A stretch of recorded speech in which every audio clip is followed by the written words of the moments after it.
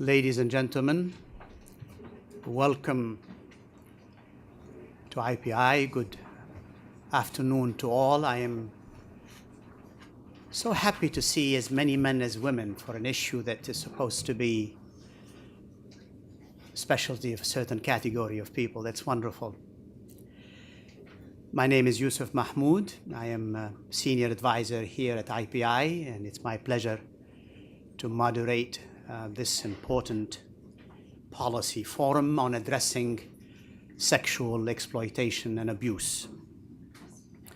The forum is co-sponsored by the Permanent Mission of Finland and the Permanent Mission of the People's Republic of Bangladesh, represented here by Their Excellencies Ambassador Sauer and Ambassador Bin Momen, respectively.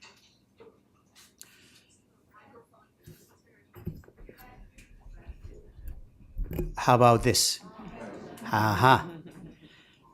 Shall I repeat what I said? No, save time.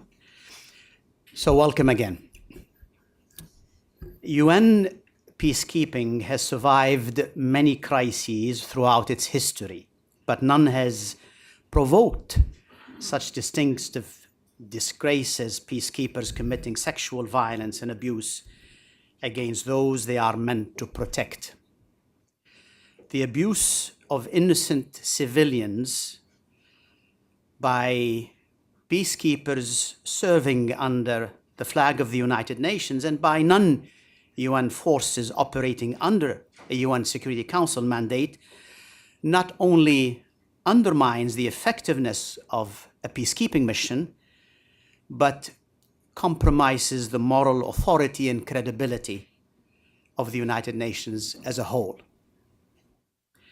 At today's forum, we are launching a timely study on sexual exploitation and abuse written by Dr. Janie Whalen, who is to my far right, who is a senior fellow at the University of Queensland School of Political Science and other distinguished titles that she has. You can look at her bio together with the bios of the other speakers in that blue note that you have in front of you. The study, which is on display at the entrance of this room, is of particular relevance for all of us, considering the UN high-level meeting on the prevention of sexual exploitation and abuse that is taking place next week, dealing with action taken or remain to be taken to address this scourge. And to help us with launching this report, we have assembled an excellent panel. So to start us with, we have obviously the author, Dr. Whalen, who will introduce the study and unpack its relevant recommendations for enhancing accountability and filling other gaps in the context of the full implementation of Security Council resolution on the issue 2272. We also have two respondents on either side of me, Dr. Sarah Taylor, to my right, research fellow here at the International Peace Institute, and Commander Jennifer Whitwer, policy specialist and military liaison officer within the Peace and Security section of UN Women. Don't be fooled by her civilian clothes. Sarah will discuss the importance of and the need for a victim-centered approach in tackling sexual exploitation and abuse issues. And Jennifer will present how UN Women addresses these issues. We expect a rich discussion, and we will ensure there is time for comments and questions from all of you. But before I give the floor to our panelists, it's my pleasure now to ask Ambassador Kai Sauer to give opening remarks, and he will be followed by Ambassador Masoud Bin Momen. Ambassador Sauer, you have the floor, sir. Last year I signed up to this thing which is called a gender champion, and as a gender champion you have to make certain commitments to promote the cause of gender equality and parity. And one of the commitments I've made is not to attend a panel where you have only one sex. So I think, Dr. Youssef, you made the same commitment. Yes, indeed. Indeed. We have a good gender balance in this discussion. Finland has been among those countries who woke up early to the Compass case, and we were among those countries who approached the UN leadership in the early beginning with the request that the system should react to this problem. And I have to say that the response has been quite good already during the time of the tenure of the previous Secretary General. And we are also very glad to see that the new Secretary General has picked addressing SEA as one of his priorities. And I very much agree that our discussion today couldn't be more timely, only 1 week before the Secretary General's high-level event on SEA. And it offers us a great opportunity to take stock on the recent progress or the lack thereof in addressing SEA in the UN system. There have certainly been positive steps towards tackling this problem in the past couple of years. And the SG's new system-wide strategy has started to take shape with a stronger focus on prevention, supporting the victims, ending impunity, as well as ensuring accountability and enforcement. The establishment of the independent review panel and the appointment of the special coordinator Jane Hall-Lute were important first steps in this regard. We also welcome the appointment of Ms. Jane Connors as the first victims' rights advocate for the United Nations. It's an important milestone on the road towards a truly victim-centered focus. More work, however, remains to be done. It is vital to address the systemic issues, fragmentation, and other weaknesses in the UN system in order to strengthen the response to SEA, but also to other forms of accountability deficits.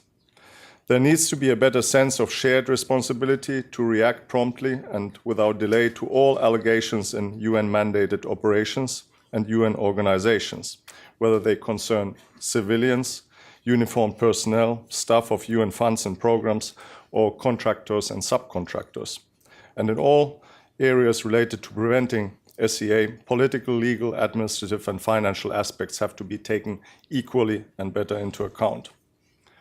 Member states, us, have a common responsibility with the UN system to transform the zero-tolerance policy into zero-case reality. Finland is content, but not complacent, with the fact that we have had no cases of SEA during the long Finnish peacekeeping history, which started in 1956. Preventing SEA is integrated in our national action plan to implement the Resolution 1325 on women, peace and security. Also, the Finnish Defence Forces have developed its own code of conduct in order to implement the principle of zero tolerance with regard to SEA and gender-based violence. All peacekeepers receive pre-deployment training on SEA and are informed about the required standards. Finland has also showed its support for the efforts of the Secretary General by joining the new Circle of Leadership on Preventing SEA, and we are looking forward to participating in the high-level event next week. In light of all this, the policy paper that we are here to launch today is a welcome addition to the body of analytical work on SEA and to our common efforts to transform the zero-tolerance policy into zero-case reality. And on my behalf, I would like to welcome you all and now give the floor to my colleague, Ambassador Masood bin Momen from Bangladesh. Thank you. Thank you, Ambassador Saur. This is a pleasure to be back in IPI again and co-hosting this important event with Finland. I agree with most of the things that my colleague Ambassador Saur just said, and I'll make a few additional remarks. First, we must thank the IPI for this very timely initiative, and also Professor Wallen for her in-depth work on the background, key elements and operational challenges concerning the Council Resolution 2272. Her suggestions on 9 areas of focus and with 21 recommendations are indeed useful contributions to the ongoing deliberations on addressing the sexual exploitation and abuse, particularly by the peacekeepers. Bangladesh attaches great importance to combating sexual violence in armed conflicts, not least due to the harrowing memories we have from our own independence war. We have generally associated with any international or regional initiatives in combating this heinous crime. This is also one of the reasons why we have once again allowed hundreds of thousands of women, children crossing over to our side of the border from the Rakhine state in Myanmar, many of them with brutal tales of violence to share. It is therefore absolutely unacceptable to us that those we deploy under the banner of the UN to protect such vulnerable peoples commit such crimes and tarnish the reputation of the UN and the contributing member states.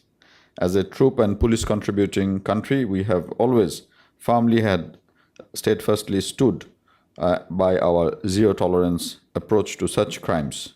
But as Ambassador Saur mentioned, that from zero tolerance to zero case, it should be our goal. However, regrettably, we did receive allegations against certain individuals from our troops deployed in the Central African Republic. The single case where the allegation had been proven, our authorities has ensured exemplary punitive measures under intimation to the UN.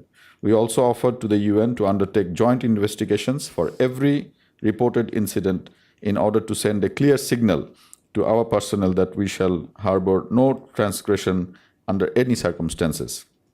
We also unequivocally stress the importance of a victim-centered approach where those subject to the crimes must find redress and the ability to transcend the victimhood, including within their own families and communities. Bangladesh contributes to the UN peacekeeping over decades because we feel it is the right thing to do as a responsible, committed and contributing member state towards maintaining international peace and security. In our vibrant, argumentative democratic polity, there are divergences on a range of issues concerning our foreign policy pursuits, but there is hardly any on the question of our contribution to UN peacekeeping operations. It is therefore without a second thought our Honorable Prime Minister agreed to join the Secretary General's Circle of Leadership and to participate in the high-level meeting on 18 September. We believe this IPI event can be a good curtain raiser for the much anticipated meeting next week. The Secretary General, in his comprehensive report on the UN system-wide strategy to prevent and respond to sexual exploitation and abuse, has been bold in his assertions, constructive in his analysis, and decisive and forward-looking in his recommendations. We can argue the merit of individual issues or suggestions in the report, but there can be hardly any disagreement with the general thrust and objectives of this strategy.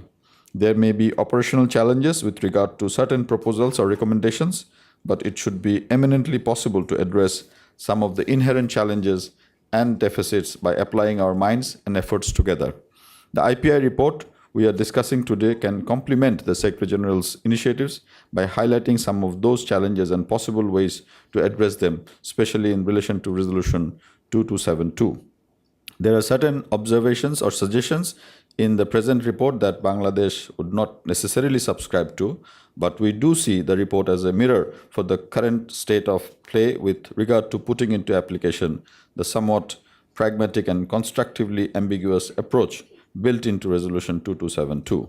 Our delegation had subsequently worked within a like-minded group of countries on a General Assembly resolution in order to help clarify certain areas of ambiguity within the Council resolution, and not with the objective of skewing the focus in a particular direction as has been mistakenly or deliberately suggested. The other objective was to underline the complementarity that the General Assembly and the Security Council should play in combating the scourge of sexual exploitation and abuse across the system. There is no denying that there are difficult moral, legal, and political issues associated with the Secretary General's approach to preventing and responding to sexual exploitation and abuse. We have perhaps moved past the critical stage where the mere acknowledgement of some of the institutional and operational gaps and challenges would have been an issue. It is perhaps time to get to the pragmatic task of plugging those gaps and addressing those challenges through a well-coordinated and calibrated approach with active and responsible participation of all relevant stakeholders. We expect to have informed, threadbare discussions on the outstanding challenges as well as on the good practices emanating from many member states and from within the UN system. We have to rise above sensationalizing the issue to find ways to prevent the recurrence of such crimes in the context of resilient, people-centric peacekeeping operations that serves the interest of our common humanity. I thank you all for joining this important discussion, and we hope that we'll have a very stimulating discussion that will follow. Thank you very much. Thank you, sir. Thank you, Ambassador. I wish to thank Ambassador Sauer and Ambassador Ben Momen for these incisive remarks, and both underscored the importance of national leadership at the highest level and national policies to genuinely and meaningfully prevent and respond to sexual exploitation and abuse. So thank you for this excellent send-off. And now it's my pleasure to give the floor to our first speaker and author of this report, Dr. Whalen, and I've asked them to please limit between 7 and 10 minutes. You have the floor. Well, thank you. It's a great pleasure to be here, and thank you to IPI for commissioning this report. We all know this is a period of huge activity for the UN on sexual exploitation and abuse in peacekeeping. It's evident from the last few Secretary General's reports on the issue, particularly this year's. We've seen the recent appointment of a victims' rights advocate, and of course next week we'll see the Secretary General's high-level meeting on SEA. But the truth is this is an intolerable problem, and it's been on the UN's books for 25 years. So despite 2 decades now of incremental reforms, it's a problem that still confronts UN peacekeeping. I want to use my remarks today to propose a practical agenda for seriously changing the status quo, and one that should be understood as core to contributing to the effectiveness of peacekeeping, not in any way in tension to or in opposition to peacekeeping effectiveness. So what's needed is not more incrementalism. Preventing sexual violence in peacekeeping and responding to it appropriately when it occurs is not going to happen through business as usual reforms. It's not going to happen by revising administrative and management processes or tweaking policy frameworks. What's needed are genuinely game-changing shifts in mindset, substantive policy, and actual practice, so that we're not still talking about this in another 20 years, and so we can all get on with the myriad other inevitable challenges of peacekeeping today. Because let's be clear, there is nothing inevitable about sexual violence committed by peacekeepers against the vulnerable people they're meant to protect. There is nothing inevitable about sexual exploitation and abuse in peacekeeping. Resolution 2272 of the Security Council offers one of those game-changing shifts.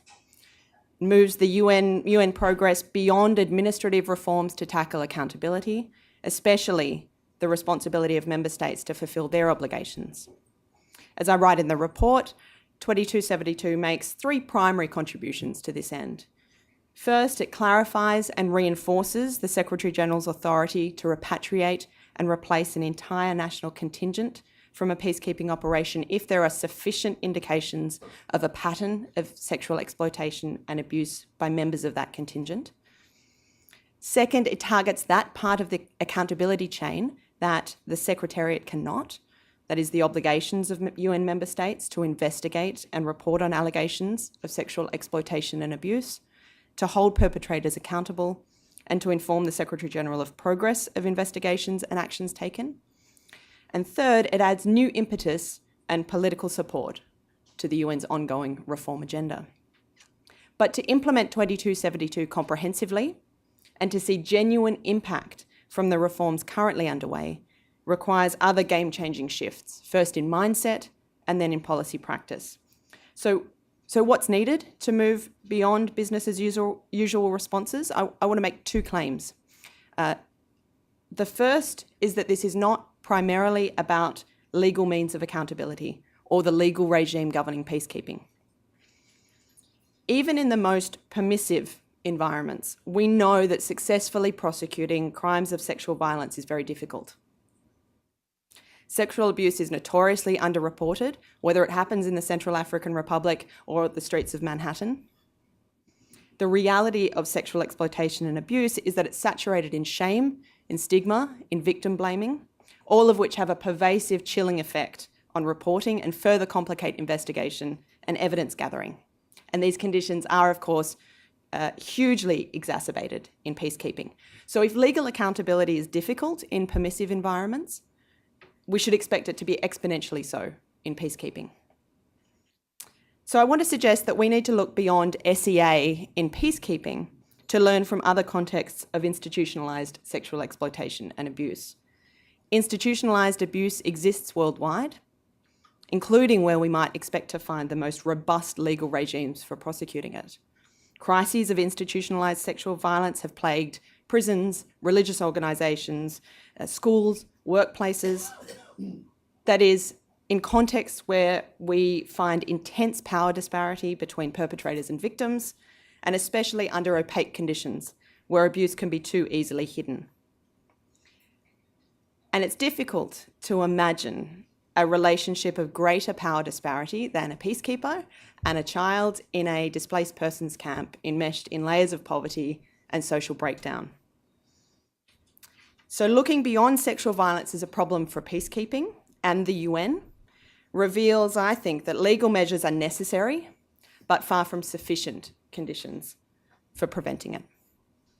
So that's my first claim. The second is that training and vetting fall largely into the same camp. They're necessary to transmit values and to emphasise the importance of broader human rights and more specifically preventing sexual exploitation and abuse.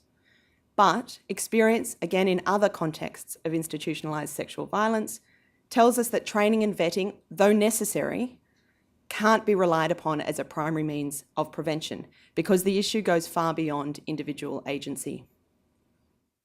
So what is needed in actionable policy terms to enable 2272 to be a game changer? And what other game-changing reforms are necessary? The report itself recommends 9 implementation requirements and 21 specific recommendations. And here I just want to discuss 4 areas of change. Now, the first is a no-brainer. Accountability must be strengthened for civilian peacekeepers and for those serving under non-UN missions operating under a Security Council mandate. And the approach must be unified and systematised across UN funds and agencies. That's one of the reasons that the report recommends the position of the Special Coordinator on improving UN responses must be institutionalised and given the political backing and longevity required to enact change. With regard to non-UN missions, the report recommends that the Security Council should, when authorising them, explicitly request reporting on SEA from the mission via the Secretary-General. And on accountability for civilian perpetrators of sexual violence, which has flown under the radar for far too long, we need a new agenda of international cooperation on extraterritorial jurisdiction for prosecuting civilians, with the goal that all UN member states have the means domestically to prosecute their nationals. The second area of change is to address the problem of underreporting and improve monitoring of peacekeeping. And specifically, the report makes 2 recommendations. First, that the UN needs an independent and impartial ombudsperson with a mandate to review UN actions on sexual exploitation and abuse and, in conjunction with systematic civil society monitoring, to shine a light into the most opaque corners of peacekeeping. Second, whistleblower protections must be substantially strengthened beyond the January 2017 policy to ensure that bodies charged with investigation and review are genuinely independent from those they are supposed to hold to account. The third area of change concerns the criticism around Resolution 2272 and indeed the UN's broader responses on this issue, that they're driven more by a concern for the UN's reputation than a concern for those most affected, that is, survivors and potential victims of sexual exploitation and abuse. And there's merit to this criticism, of course. But the UN can walk and chew gum. It can respond both to the legitimacy crisis created by repeated sexual abuse scandals and to the needs of survivors. But, and as I think Sarah is going to highlight in her remarks, much more is needed, particularly to make investigations and responses trauma sensitive and to ensure that survivors receive timely and adequate support. The game-changing approach here would break the mould of typical policymaking, to see the problem genuinely from below and understand the reality of sexual violence everywhere, that this is a profoundly complicated issue which won't be addressed through proceduralised complaints mechanisms, outreach and reporting templates. As with the broader need for people-oriented or people-centric peace operations, game-changing action on sexual exploitation and abuse will impose new talent requirements for peace operations, including specialised expertise in sexual violence investigations, methods that are more social work than security, people who understand how to assist, create and cooperate with local support groups, and rapidly deployable standing support services for contexts where local services are unable to cope with demand. And that latter point is particularly important. Abuse by peacekeepers is more likely to occur in contexts of broader conflict-related sexual violence, meaning medical and psychological support services are likely to be already strained and usually woefully inadequate. So fourth and finally, if it's to break the mould of that so far failed to deliver transformative change, the UN must look beyond peacekeeping and beyond itself to learn from other environments of institutionalised abuse. And so there'd be a lot of value in like-minded member states commissioning an evidence-based independent study on effective responses to sexual exploitation and abuse that learns from other institutional contexts and adapts measures to the specific challenges, risk factors, and demands of peacekeeping. So my final word is this: game-changing reform will require champions of change. So to all of you in the room, this is a call for sustained leadership, advocacy, and dogged persistence. Let's make sure that there's not cause to sit here again in another 20 years, in 10 years, in 5 years, to tackle the disgrace of sexual violence in peacekeeping. Thank you. Thank you for this excellent introduction of the report. I took note of two important points that you have made after you reminded us of the important advances contained in Security Council Resolution 2272. But for this to be implemented, we need 4 game-changing actions. And I was particularly struck by the last 2 comments. One is we need to elevate it to a strategic level and learn from other contexts and environment where this is prevalent, not just the peacekeeping. And therefore, the second one is we need to go beyond addressing the reputation cost of this problem and more focus on the survivors and victims. And that brings me to what Sarah will share with us. You have the floor, Sarah. Thank you. Thank you very much. I just really want to extend a huge thank you to Jenny for the report. And if you haven't had a chance to read it yet, I really recommend that you do. It's very rich. And as she's noted already about the game-changing approach, it really does dig deep into the potential of Resolution 2272 in a way that's very practical, but also has the real power to change and address sexual exploitation and abuse. So thank you also to my fellow panelists and to IPI for the event today. As Yusuf mentioned, I'm going to focus on survivors. So as the UN, as member states have attempted to grapple with the scourge of sexual exploitation and abuse, the outrage with which allegations of SEA are received, we feel that outrage because we are thinking about the victims and survivors of these crimes. We are rightly horrified that populations already facing armed conflict are victimized by some of the very peacekeepers and UN personnel who are meant to be providing protection and stability. Historically, however, that as attention has turned to how to address these crimes, the focus incrementally on victims and survivors has been lost. We tend to get lost in the bureaucracy and the administrative changes, the incremental changes, and gradually lose sight of just what it is that we really need to do to have a victim-centered approach. There has been less attention to an effort to provide services that survivors require, on protection for survivors and witnesses, and even a lack of basic information for survivors on what consequences perpetrators have faced, if any at all. So one of the welcome changes in recent years, as Jenny's talked about, some of the dramatic shifts in the UN, has been a refocusing of onto a victim-centered approach. There's been the appointment of the Special Coordinator on improving the United Nations response to sexual exploitation and abuse, and of course the recent appointment of a dedicated and senior victims' rights advocate. One of the things that I'd like to point to, though, is the particularly important inclusion of victims and survivors in the operative paragraphs of Resolution 2272. This is not necessarily comfortable ground for the Security Council, but it's an incredibly important step that they took. So today I'm going to discuss some of the themes that Jenny has raised in her report regarding specifically to victims, survivors of these abuse.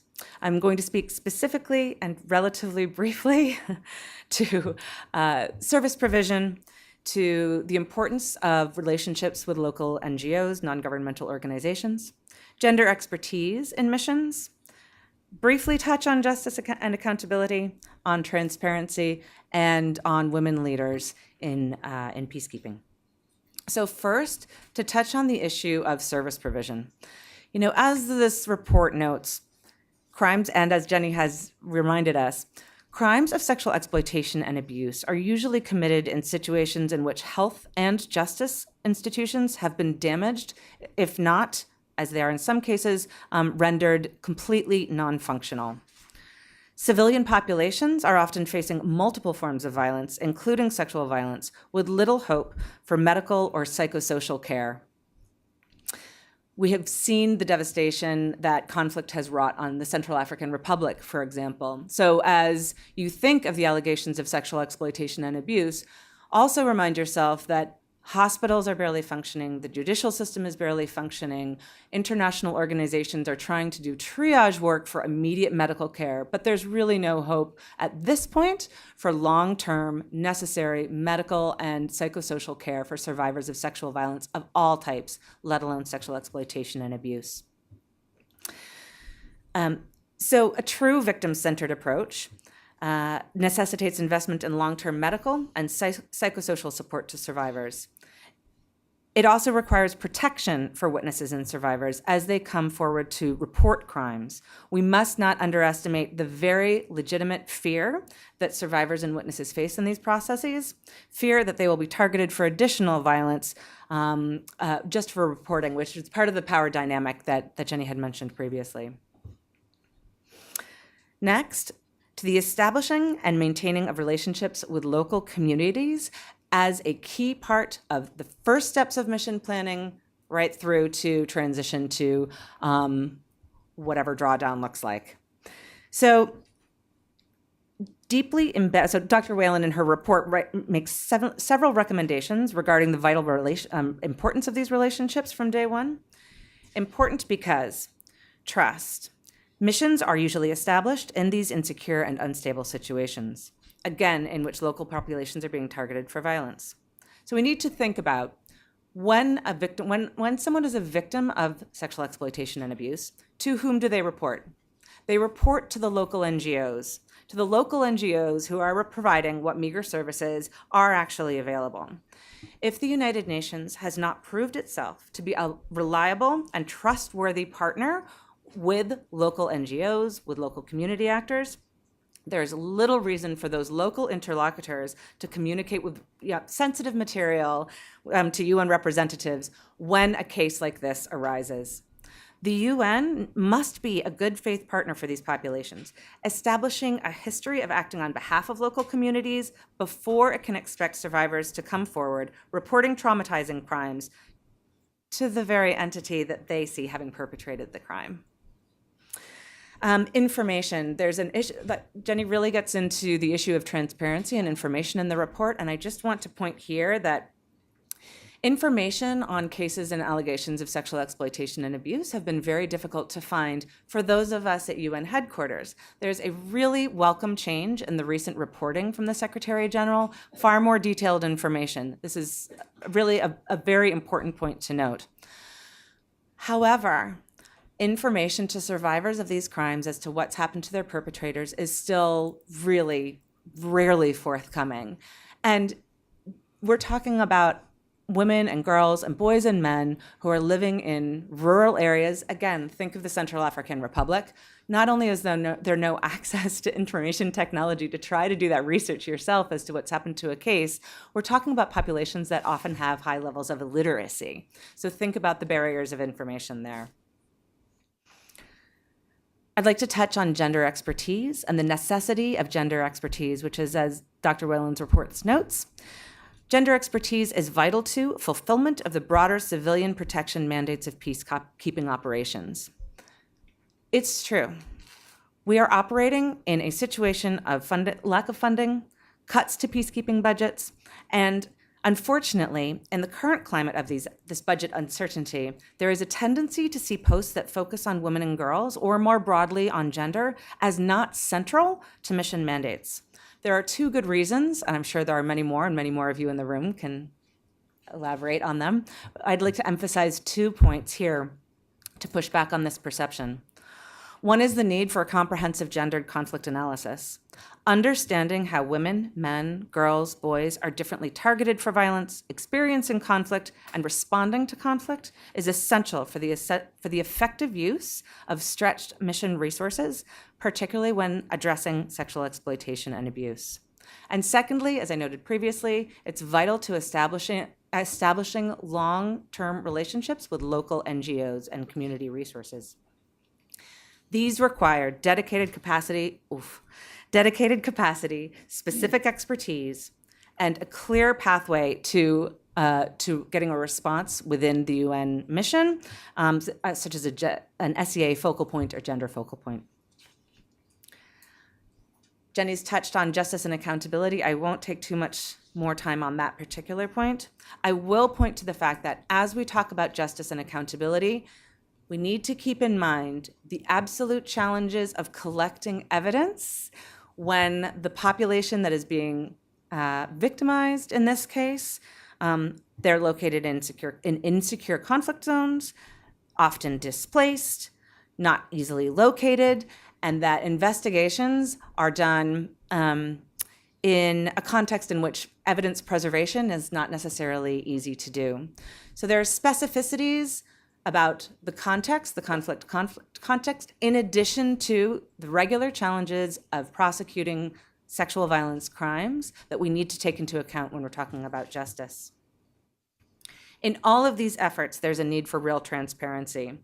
Transparency at multiple levels for addressing SEA, as we've discussed, from the UN Secretary General's criteria for troop repatriation to transparency around the ways in which member states are prosecuting and holding their own troops and personnel to account.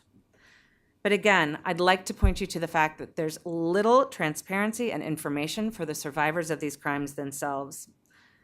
They often don't know how to report a crime. They don't know what happens when they report the crimes.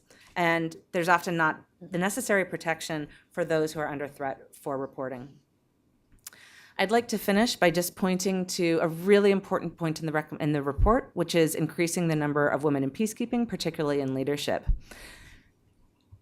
My area of work is in women, peace, and security. I could not agree with this recommendation more, but I'd like to point to that recommendation as being something that we should look at as an outcome. This is not solely about recruiting, appointing, and retaining more women in peacekeeping in leadership posts. We must be careful not to place responsibility for changing a deeply institutionalized culture of impunity on the shoulders of the appointment of these senior leadership women. Rather, we should be investing, in addition to the training, recruitment, and retention of women leaders in peacekeeping, we should be focused on shifting the institutions themselves so that they're more inclusive, so that the barriers and the pipelines to women are more open, and that we have institutions that are more responsive to understanding why these crimes happen and how they become institutionalized. In short, we should switch our frame of reference so that women in leadership are seen as an outcome of a major change in peacekeeping approaches, rather than seeing the appointment of women leaders as the standalone cure to institutional ills. So these recommendations, Jenny's recommendations, are central to the reform efforts at the United Nations. These are not measures that we should see as peripheral to these ongoing processes. Rather, the points I've raised here are all at the very core of an improved United Nations and an improved approach to peacekeeping. Thank you. Thank you. Thank you, Sarah. And thank you for walking us through the important actions that need to be taken to shift to more victim and survivor-centered approach. I was particularly struck by your comments on leadership as if it is the shibboleth to correct everything by appointing somebody at the top to do something, but rather address it as a pervasive institutional issue where leadership becomes, as you said, a major outcome rather than input. Thank you for that. And my pleasure now to give the floor to our last speaker. Jennifer, you have the floor. Well, thank you to the IPI for inviting UN Women to participate in this event. I'd like to say up front that I'm not an expert or an academic like my colleagues at the table, but I'm a practitioner and I have had extensive experience in dealing with sexual abuse in my own military in Australia. And I think that this is an issue that is something upon which member states should reflect the culture in their own security sector organisations around the treatment of women. And maybe we could discuss that a bit later in the questions. So I'd like to thank Jenny for, I think, what is a very in-depth study of this issue and the development of some very sound and practical ways in which this issue can address. And I think that she's done, she's gone outside the box. This is outside of the box thinking, which is what I think was the intention of the Secretary General's approach earlier this year. So I think it goes way beyond the sort of the compliance and even the victims focused approach to the Secretary General's policy. So I'm going to provide just some short comments on her paper, and they are my comments. And also mention some of the strategies that UN Women actually advocates for in preventing SEA, and which really fully align with the recommendations that have come up in Jenny's paper. So the 4 comments that I'm going to focus on really are just to highlight some areas that her paper addresses, and it sort of moves away from the focus areas that Sarah mentioned. So her paper highlights that Security Council Resolution 2272 actually treads a fine line between demanding these game-changing reforms that are necessary on one hand, against the incrementalism and the restraint that's needed to bring along some of the UN's more cautious member states. This is actually reflective of the balance between, the political sensitivities of mandates and missions and the actual realities of actions like repatriation and the effect that might have on the mission. And then also ensuring perpetrators are held to account for either the crimes or misconduct. And this is a balance is really a serious reality that I think needs to be considered by the UN leadership in moving forward. It questions the reality or the feasibility of repatriation of national contingents in the face of difficulties in recruiting peacekeeping contributors. And that also needs to be taken into account. And this also might have an ongoing impact or consequence for affecting the participation of women in peacekeeping, which for military and police, of course, is at a long time low. So it highlights the reality of a potential trade-off between the prevention of and response to SEA and the mission's ability to achieve its broader mandate, which of course includes the protection of civilians. And again, against the impact of delaying repatriation vis-a-vis minimising further risk of violence to the community. Her paper also points out the definitional ambiguity, which could leave open the interpretation of key terms relating to concrete actions that could be taken, such as repatriation, and how this would comply with meeting the Secretary-General's decision-making thresholds. And I think this is important in terms of the legal framework that's required. So we talk about a legal framework for national institutions to manage complaints, but I think that this also needs to work upwards as well too. And it also notes that 2272 does little to advance the larger cause of justice for victims, but it does, of course, talk about the creation of the victims' rights advocates, Jane Connors, as well as those for the 4 missions that have had the highest number of allegations. And it's also about facilitating access to medical care for victims, albeit noting that these resources need to be in place for this to occur. And Jenny's paper suggests that actually building adequate support services should be integrated into the peacebuilding mandates of missions. So I think it's something that we also need to consider is what resources are available that we can tap into support victims, and if they're not there, how we made sure that we're actually going to be able to provide that service. Just generally, in terms of examining options to address SEA, we know that the persistence of SEA is compounded by a number of factors, and this includes women and girls' vulnerability during and after conflict, particularly in relation to their economic conditions. And I think that this is perhaps another element that needs to be considered in mission planning, an analysis of the economic environment and how this impacts women and girls, and therefore impacts their reliance potentially on peacekeepers for access to resources. And the second one is around social norms and the bias towards women and the attitudes and beliefs about women's roles that are held by some peacekeepers. And this might lead to a discussion that Sarah raised about the role of female peacekeepers.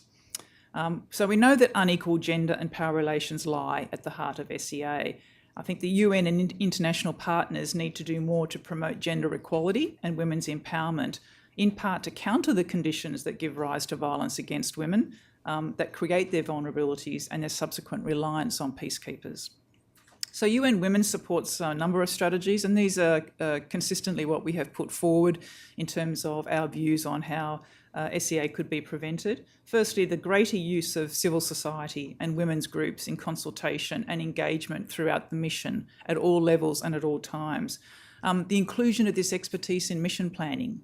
I think it has been well and truly overlooked, and it's time that we started to listen to civil society, women's groups, women's organisations, particularly when planning prevention efforts and assessing SEA risk factors, which I think also should be built into mission planning. And UN Women can help facilitate this. The creation of the Executive Director of UN Women's Women, Peace and Security Champions. So I'm not sure if you're aware of that group. It's about 12 very highly regarded international women, peace and security people who are advocating for all aspects of women, peace and security, who are going to support the ED in speaking out about conflict-related sexual and gender-based violence, and also to raise UN Women's profile as a principled advocate for women's rights in conflict-affected countries. And we also advocate for more feminists to lead the UN's response at this at all levels, and the appointment of Jane Connors is, of course, an excellent appointment. We also encourage the use of UN Women's roster of experts in investigations and the documentation of gender-based violence, and recommendations that these investigators should ideally be women and not regular UN staff members. And I think it's really important to have that separation between the organisation from which these people, the perpetrators, derive, as opposed to those that need to investigate those complaints. We also support a number of measures that have been taken by DPKO and DFS to look to increase the numbers of women in peacekeeping missions, use of gender-sensitive financial incentives, for example, other measures to look at the increase of military and police peacekeepers, because we think that gender balance, of course, it is a priority for the UN, so therefore it should be a priority for our missions. And we have ways in which we support DPKO. We contribute through the development and conduct of training for female military officers to prepare them for peacekeeping missions. And we also provide support to security sector institutions in countries looking at gender equality strategies and so on. We think that research into the impact of SEA on local populations and the triggers for SEA of perpetrators is something that's probably been under-researched. So we don't believe that there's enough information out there about why this actually occurs, and we think that it would be an important issue that should be addressed in terms of trying to develop appropriate responses. We also agree on the creation of an independent office within the UN system to have oversight and management of complaints.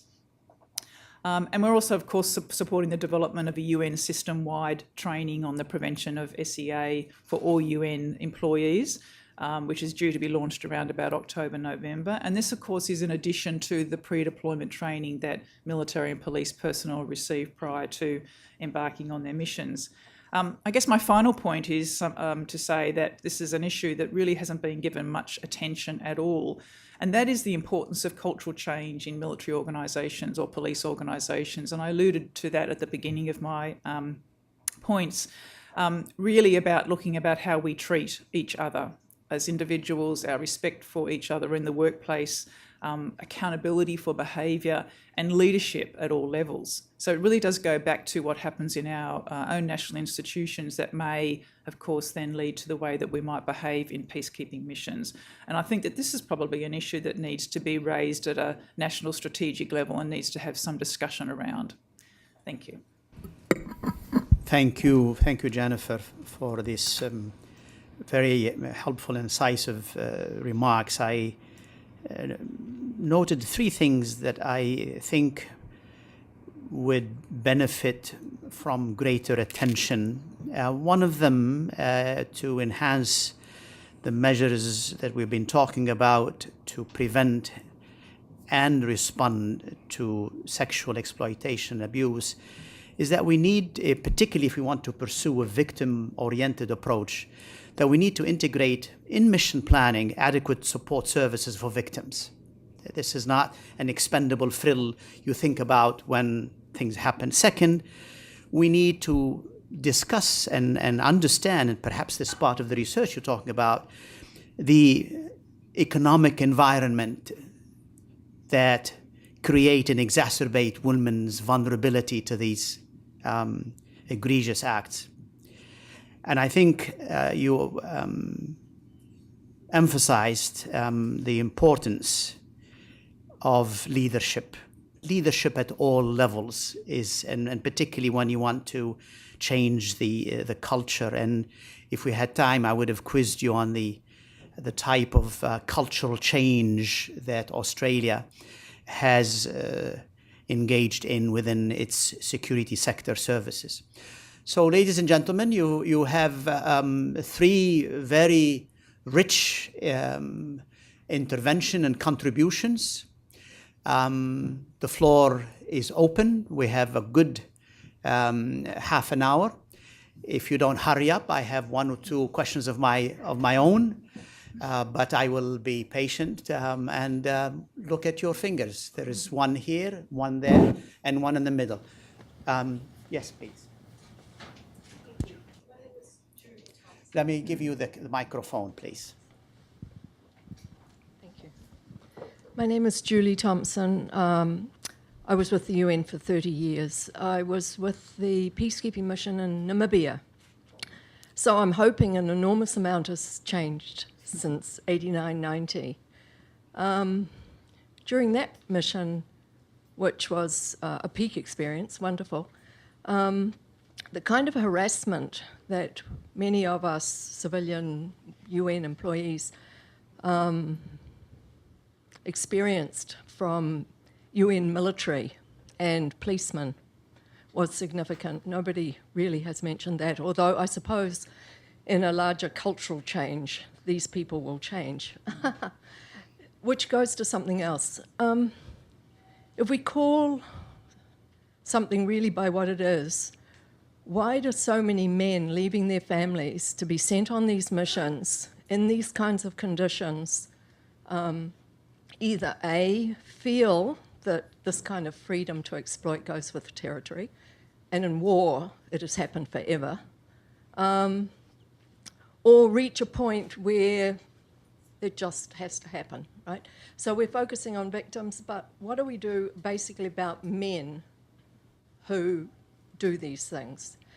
And one further point, the last 10 years I was at the UN, I was running or helping to run a rather large program on Africa with the AU. And there was an enormous survey of women's attitudes towards violence from their husbands or partners in 3 countries, I recall. Most women thought men had the right to do this. So when you're recruiting more senior women for positions in peacekeeping missions, presumably the idea that they would be feminist would be top of the list. Thank you. Thank you very much. John?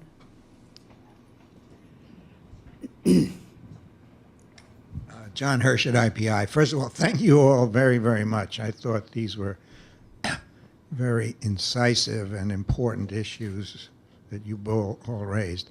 I actually have 2 questions. One has to do with information sharing, and one has to do with the word consequences. So with regard to information sharing, and you made a point of telling victims what was going on, but to your knowledge, is the UN system sharing information significantly with the broader public on what it's doing in specific cases and as policy, or is this simply left to people to read the Security Council resolutions? Secondly, with regard to consequences, one of you mentioned repatriation. Is repatriation really a consequence? In other words, you just get sent home and you disappear. Is this individual put on trial in his or her country? Or is this individual, does that happen? Are there statistics? Are there facts? Have you given thought to people who commit these crimes, peacekeepers being put on trial in the countries in which these events have happened, in the Central African Republic, in Sudan, and so on? Or is this completely not to be considered? Would that make a significant difference if people were not repatriated, if they were not allowed to leave, if they had to stand trial, of course, with evidence by, standards that everybody here would find acceptable? I think that would be very useful if you could comment on those 2 questions. Thank you. Thank you, John. Floor, and then you. Hi, my name is Nina Lahoud. I was with the UN for 33 years and in a number of these peacekeeping operations as a legal advisor and sometimes dealing with SEA. I have 3 points, and I'm going to address things that I don't think have been spoken about enough. The first one is on the preventive aspect. I first want to thank you very much for the report and the contributions, the comments. But one of the gaps I saw in that report is perhaps not sufficient focus on the preventive. And in that respect, I think it's very important to get into the mindset of contributors and those peacekeepers who end up being deployed. What are they informed of in terms of our normative and regulatory framework on our SEA policy? And if one looks at the huge amount of directives and regulations, including one of the more robust after the car incidents in August 2015. In the reference section alone is over 20 reference documents, and we know these never reach people. And in those many policies and directives, there is no carte blanche prohibition against romantic and sexual relationships with the local populations. The Secretary General's Bulletin of 2003 still is on the books, and that prohibits, I want to be precise, the exchange of money, employment, goods, services, and other assistance for sex. 2, prohibits across the board peacekeepers from engaging in sexual relations with persons under the age of 18, but here's, in my view, the problem. And 3, strongly discourages only, but does not prohibit non-transactional sexual relations between UN personnel and the beneficiaries of assistance. And I ask that if it's largely discouraged, if it's strongly discouraged, to use the precise words, because these relationships are based on inherently unequal power dynamics and undermine the integrity of the UN, why isn't that same rationale sufficient to absolutely prohibit, as we do for persons under the age of 18? And I'm raising a very fundamental thing, because when I was in Namibia too as a deputy legal advisor, I was in Cambodia, etc. And these people are not reading the many directives, etc. And so what in their mind is considered right or wrong? They are not aware of a total prescription against that. And so that, to me, would be an important preventive. Just quickly, secondly, there's a lot of focus, and rightly so, on the need for medical and psychosocial support. Perhaps there's less focus, but I think is needed on, and this goes to Mr. Hirsch's comment on enhancing the ability of victims to contribute to and to testify and to see justice in terms of legal proceedings. And when you have, and understandably, nations that are in the lead and undertaking legal proceedings in those states, it's probably unrealistic to think that victims are going to be flown there, etc. So the UN has had a practice in certain cases of court-martials in theater. I'm not the first to suggest this. This is in many reports. So I'd like to ask about that issue. And then just lastly, the annex focuses a lot on the Hippo report. We all know that there was a groundbreaking report issued in December 2015, probably one of the first that in its entirety was made public. And there are many robust recommendations in that report, and also in the global study on implementation of 1325, there's a whole chapter, and those recommendations and the recommendations of the CAR independent panel went far beyond the Hippo report recommendations, including on proposals for the need for institutional changes. I'm curious what your ideas of the independent office, but it did suggest taking it out of the chain of command. And so I just wanted to raise those 3 points. Thank you. Thank you. One last, and then I'll send one here to the ambassador. Yeah. Thank you. My name is Anne Guéguin. I'm the French DPR. I mean, France is very keen to see decisive progress on SCA, and very supportive of the Secretary General's efforts. Welcome the victims advocate appointment, and very supportive of Mrs. Lutz and her team's efforts. I'll have 3 points. First, the responsibility of the Security Council.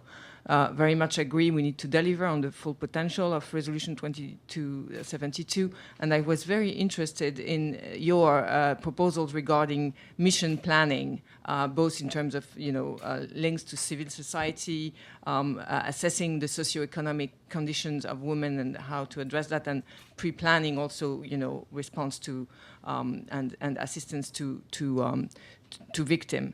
And I think that this needs also to be heard in the 5th committee, so that we make sure that we have the means and the position. So that's the first point. Very much appreciate your insights and ideas. On the second point is something that France has been raising consistently, is that we need to make sure that there's no impunity, and for that we need to give the means to the national states for proper investigation and prosecution to happen. And here there is a margin for improvement. And I think, I won't enter into the details, but I think it's really an area where we need to, focus more and make sure we improve. It needs to be both ways. from member states to the UN and from the UN to member states. And it has a lot of legal implications also in terms of victims protection, witness protection, etc. But that's an area of attention. And the third is more of a question, in terms of what is happening. It's important to have standardized guidelines, but also very important, as Madame Lahoud was saying, to make sure that in each specific PKO this is implemented. And my question is, what is the thinking about force commanders, their deputies, the heads of police? What type of specific advice, specific training is given to them? How what are the built, the inbuilt kind of processes so that we make sure that there is actual supervision and discipline in this topic, because it's really sort of a day-to-day problem. Thank you very much. We're going to address these very rich comments and excellent questions before I open the floor again for another round. Let me start with the opposite order, and I'll give you, and I'd appreciate if the panelists do not take up questions unless they really have something significant to add if the previous speaker had answered it. So, Jennifer. Thank you for your questions, and I'll try and make a comment as much as possible on all the ones that were raised. In relation to, why does SEA occur? I think that's why that we've put forward that more research needs to be undertaken to understand what are the sort of the conditions that exist that enable SEA to occur to the extent that it does, but also around the reasons why men will undertake this kind of or perpetrate these crimes in situations where perhaps they may not at home. But I don't know the answer to that. As I said, I'm not an expert. I haven't done any research in this area, but I think that it still goes back to what happens in our national institutions back home, but also things like domestic violence in our own cultures, I think too, is something that needs to be considered, because, in many countries it probably still exists that domestic violence within the home is still not a crime. And many of the first world countries, developed countries, have only just come to this realisation in the last 20 years that domestic violence or rape within marriage is a crime now, instead of being within the family four walls of their home. So I think that perhaps maybe attitudes towards domestic violence is still a major issue for countries like Australia, so I can imagine it is for many other countries around the world. In terms of senior leadership, yes, our view is that we need more feminists, more men or women in the senior leadership, and we do need more women. We need a greater critical mass of women in peacekeeping operations. That's not to say that they shoulder the onus for addressing this particular issue, but we hope that if there's a greater proportion of women in missions, not only does it of course impact operational effect, it means that the mission can achieve its mandate better, but hopefully it does have an impact on the culture in that peacekeeping mission or within the military or the police forces. But I think I should highlight that, and maybe it goes back to something that Sarah said, but you can't always rely just on the fact that if you've got women in the mission that's actually going to make a difference, because not all military and police women sympathise or empathise with what's happening with women in their environment, and they also may tend to side with their male colleagues because that's the culture and the environment they know. So we can't just make assumptions about the change that women might bring to a mission. In terms of repatriation, is it a punishment and what happens to them when they go back home? I'm not sure that I'm qualified to respond to that, so I might leave it to my other colleagues. On the prevention aspect, in terms of training, all peacekeepers receive the same UN training in their pre-deployment training. So core pre-deployment training modules are provided to peacekeepers through international peacekeeping centres. So that's meant to be the standardised training that's provided to military and police peacekeepers. But if there's not anybody in the room here from DPKO, I'm not sure that I can actually add any more to that. I don't know, maybe my other military colleagues might be able to comment on that. In relation to the fraternisation, which is really what you're talking about, again, I can't speak for every country, but I know that Australia has a very strong policy on no fraternisation for its troops on UN or NATO operations. So whilst the Secretary-General's bulletin might only strongly discourage those kind of relationships, we actually say no, and therefore if there's a non-compliance with that, there might be administrative consequences to that person remaining in that mission, and they may well be repatriated back home. In terms of national sort of prosecution and investigation standards, it's something that we did discuss before. It's obviously a very difficult issue to tackle because every country has different legislation around what constitutes a crime. For some countries, sexual harassment's a crime. For some countries, it's not. And so then how do you kind of meld all the various, member states' national legislations around these issues? I think I'll leave it for there. Thank you. Thank you very much, Sarah. Thank you. Yes, I'll just touch on a couple of points. John, you asked first about the information sharing, and one of the big changes in the last 2 years, I believe it is the change in reporting requirements that the Secretary General has made and the information that's provided on, it's still not quite detailed enough, but the Secretary General's annual report on sexual exploitation and abuse does now contain far more detailed data about what allegations are at what stage in which missions and where the contributing countries, where they are. Still not quite enough. It's still not as regular, I think, and it's because it's annual, we're only getting that information once a year, but it's much better than it used to be. There was also a request for, which I confess I need to look at some of the country reports and see where the reporting is, but there was a request that country reports, individual country reports, include a paragraph on any outstanding allegations. Your point about where trials are held, when and if they are held, is one of the thornier ones. I'm not a lawyer, I'm a political scientist, so I won't delve into the legal ramifications of this. But, there have been attempts, as Nina said, to try peacekeepers in situ. So in Haiti, for example, they had a court-martial there. I'm just blanking on where the peacekeepers were from. Anyway, but that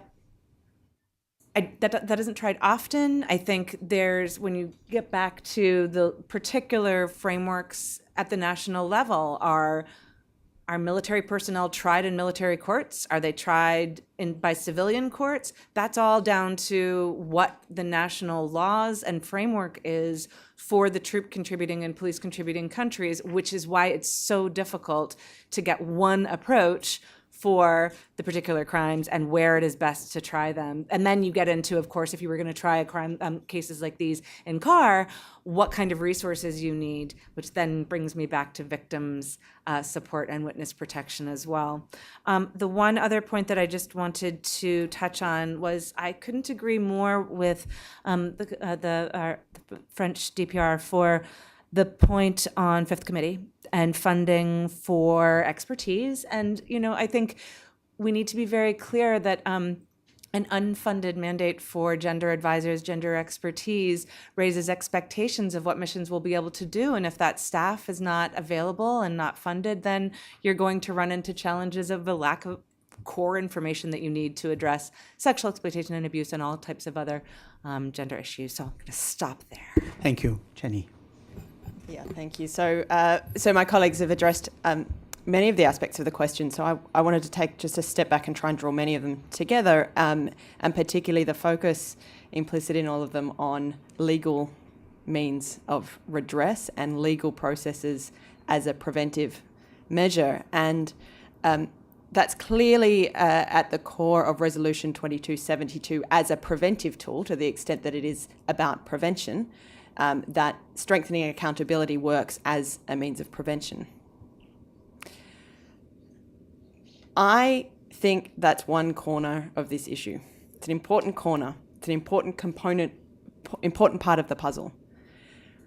But attention to the legal framework for addressing, preventing, holding accountable perpetrators of sexual exploitation and abuse, I think has overshadowed the much broader range of preventive measures that need to be taken here. including, and I would say particularly, transparency and monitoring of conduct, not of holding accountability and an idea that coercive punishment later is a preventive measure. It may be, and it's an important part, and by no means do I want to discourage the continual improvement of legal frameworks and legal regimes to deal with this. But focusing on that alone, I think will condemn us to still be sitting here in 20 years. Because even where there is political will and even where the legal means are provided, that member states have found it difficult to successfully prosecute their nationals. So even in those kinds of contexts, the difficulties of successful prosecution in these environments, I think it starts to cut into the potential of legal accountability to be an effective preventive measure. By all means, keep doing it. And we've talked, the questioners have talked about other ways of taking that forward in terms of victims being involved in prosecution. I'm aware of member states, Canada, I'm aware of providing some forms of legal representation for victims. There are certainly avenues of taking that forward. I don't think that's the game-changing reform. So let's keep working on it, but not myopically, not to the exclusion of the full range of preventive measures necessary, because we get hung up on that, and then all of the difficult politics, and let's not forget the crucial role of immunities and protections for peacekeepers in host countries. These play incredibly important roles in enabling peacekeepers to be deployed and do their jobs, free from pernicious involvement, from host countries. So let's not throw everything out, but let's work within the realities, and that peacekeeping is always a compromised, always a limited instrument. But let's think outside the box and outside peacekeeping itself to understand the full range of preventive measures. And I think getting too hung up on an ideal legal system that is never going to exist in the UN as we know it is a big red herring. And I think if that's the path we follow, we will be back here, and our successors will be back here in 20 years' time. Thank you very much. We have time for 3 quick questions. Please question and leave their comments. So I have one here, the lady, and then all the way back.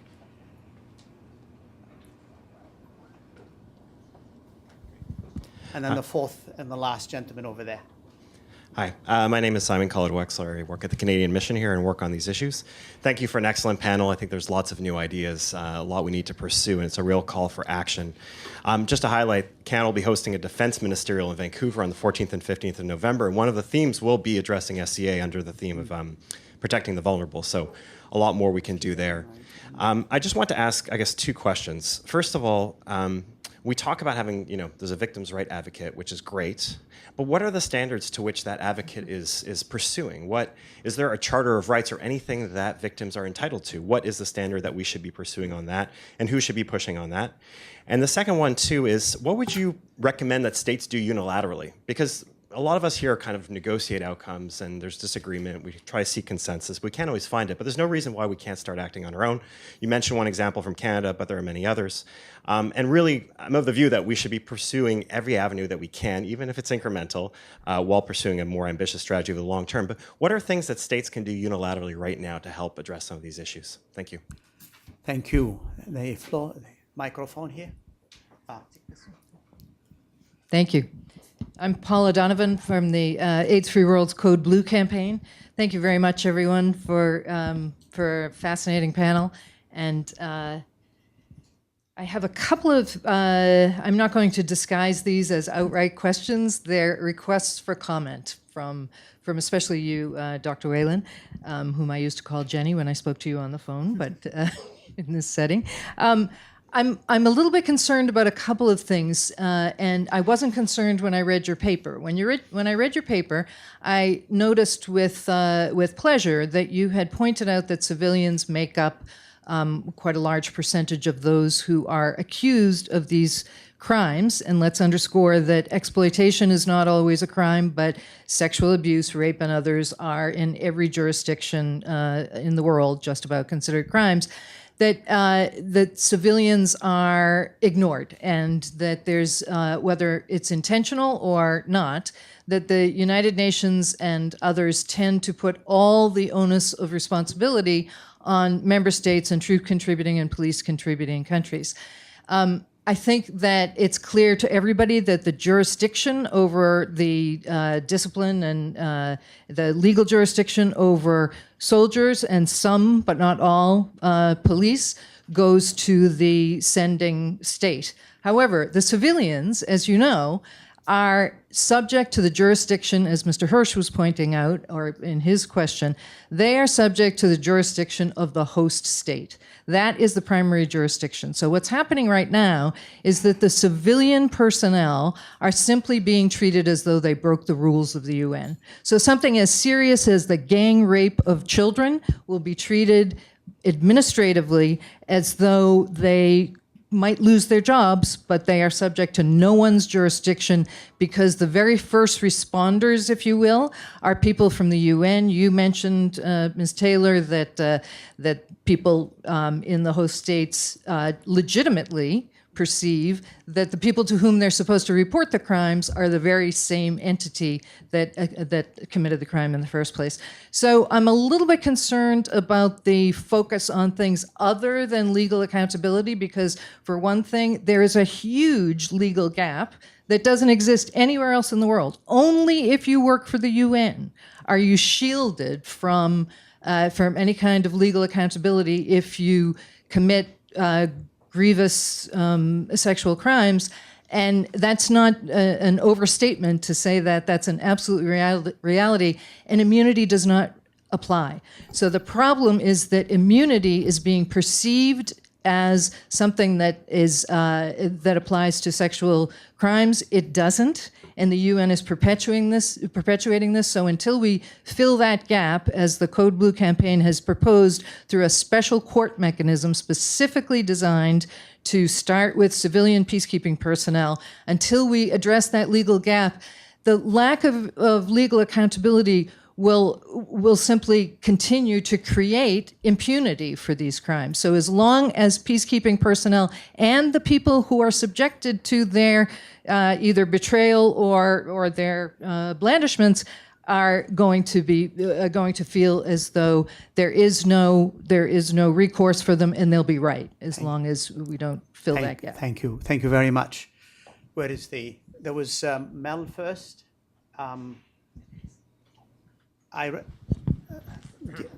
Sir, before you, the gentleman with the glasses, and then you. Thank you. My name is Mel Duncan from Nonviolent Peace Force, and I want to go back to a point that Dr. Whalen made about thinking outside of the box and going beyond thinking about peacekeeping. While I think that there are some game-changing reforms that are suggested in this report, there seems to be a fundamental issue that is not addressed, and that is the extreme prioritization of military approaches to peacekeeping and protection of civilians. And so I'm wondering if you thought and rejected, or if you didn't consider at all, unarmed approaches to peacekeeping and protection. I'm not saying that are part of a UN mission, but are carried out by civil society, that do inherently engage with communities, do have substantial participation and leadership of women, and were recommended by both the HIPPO and the 1325 reviews. The last question for the gentleman in the back. Thank you. If you could make it short, please. I'm a UN retiree. My name is Shahid Hussain.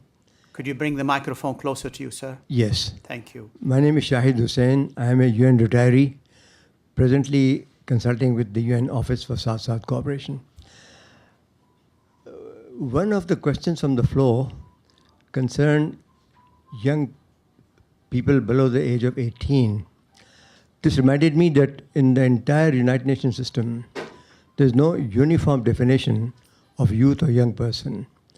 But on the other hand, the issue that we are concerned with today applies considerably also to youth, in addition to women. And I'm just wondering, I mean, youth both male and females. So I'm wondering whether there is any concern about this particular aspect of the problem. Whether there has been any studies on this, or is there any intention to do so? Thank you. Thank you, sir. So back to our panelists for short comments and answers, and I start with Jenny. Thanks. Thank you for a whole range of questions and suggestions and very rich comments.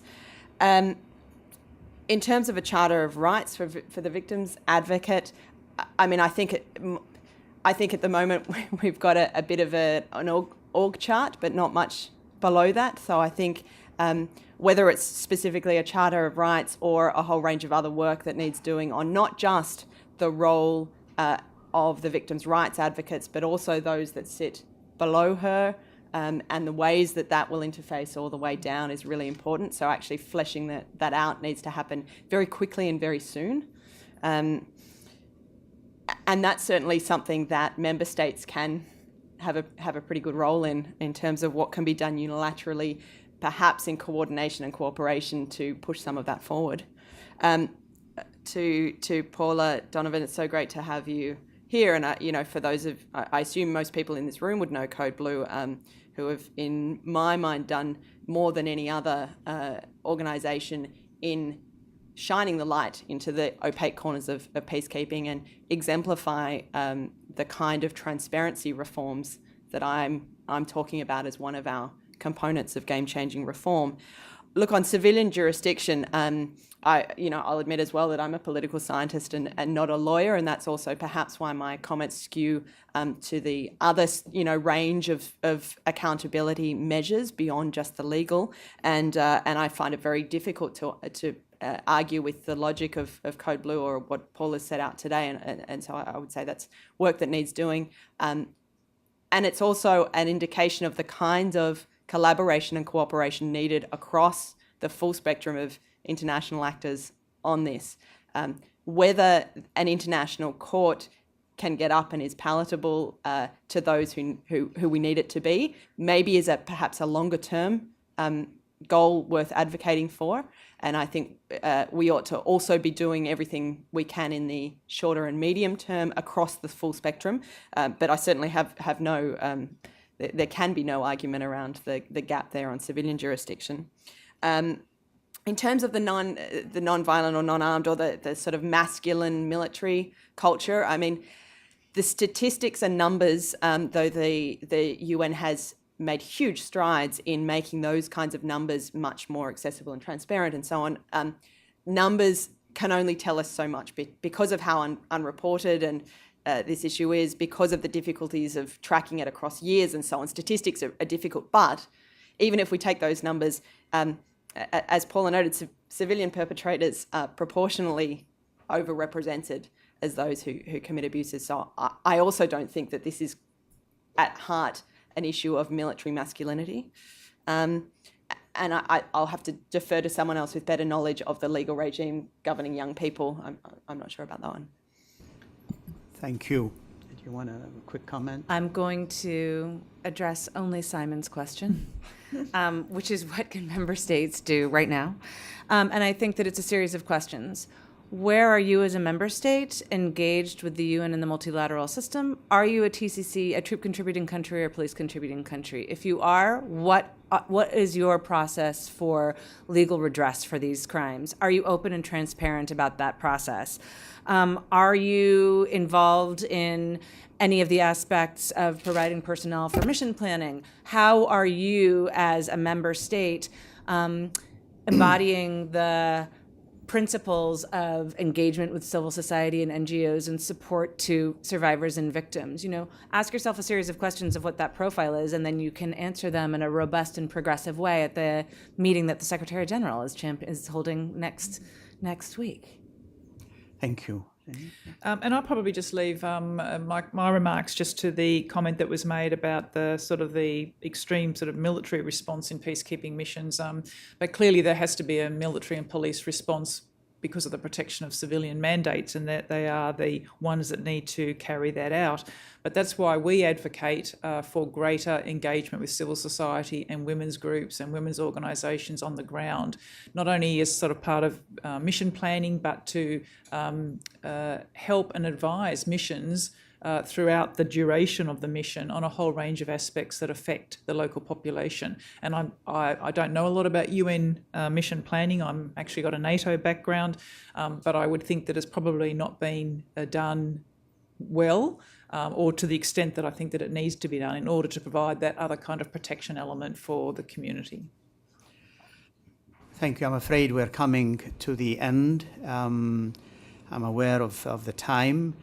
Here are 3 takeaways that I noted as a result of this discussion.